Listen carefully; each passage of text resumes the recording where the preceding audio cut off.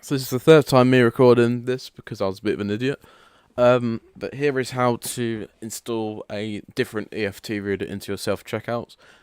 Please make sure you have the correct version, so make sure these legacy scripts are disabled.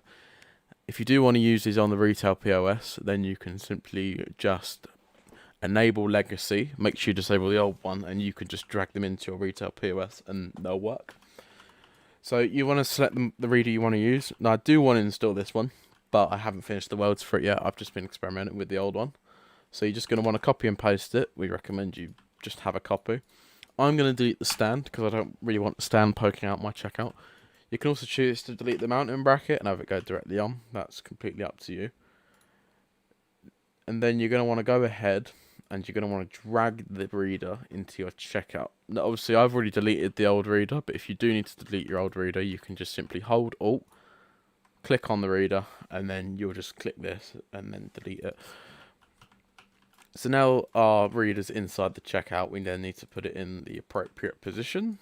So I'm just going to line it up. Roughly, I'm not too bothered about making this look neat, I'm just doing it for tutorial sake. However, you may do whatever you want with it.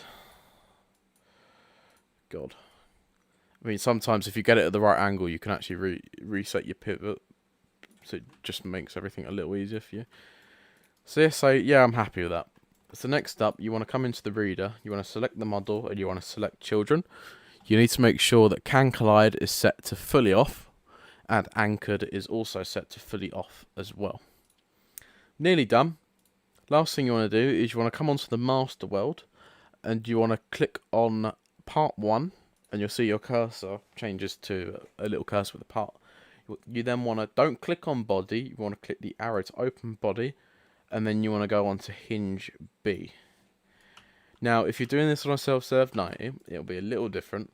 When you're selecting your part, you just want to have to come into hinge and then do hinge B. So instead of going into body, it'll be called hinge, just because of the way I did the interiors on them. And then your checkout should be able to open freely. I'm just going to do test mode because I don't really want to load him.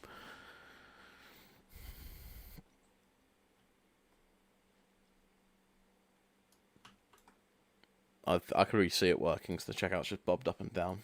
Yeah, let's say, oh yep, you put your key in, I'm going to release the checkout. There you go. You can now see the checkout freely opens. So, I was having an issue with doing this tutorial where the weld was fucking up. So if you think your welds are wrong, you can press Alt W on your keyboard, which you can see shows all the welds in the game. Which there's definitely a few of. You can even see the bottom door stuff's already welded, ready for whenever we release that. So it's not the best thing in the world, but basically if you've installed the reader and stuff's not moving anymore, make sure there's no green line shooting off somewhere else. Like imagine if there was a line going over here. That means that your reader's welded to like your retail POS, which is obviously anchored, and you don't really want your whole POS to move with the door. So you can just use Alt W, and you can also see how everything else is welded on the inside, how all these ports are all welded, and then this box is welded to the door, and all the hinges are welded together. Yeah, you can even see it. And there's a funny thing. You'll see them on your stand. You also see them on these two once I finish them. If they're grey, they're not actually being used. So, I mean, see, there's a grey one in here actually. Look, there's one there. There's an old auto weld. But, yeah, that's how to install an EFT reader.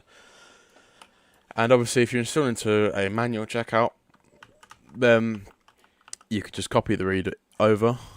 You want to put it inside of the manual checkout directly, so you want to make sure that the reader is inside of the retail POS. Delete the old one, and then you want to make sure that you disable loader and use loader legacy. Obviously, if you're watching this video and the V3 of the retail POS is out, you shouldn't have to do this, and I'll probably update this file anyways. There you go, that's how you install it onto retail. Not that hard, pretty easy, and yeah, there you go. So thanks for listening, people, and I hope you enjoy using the readers.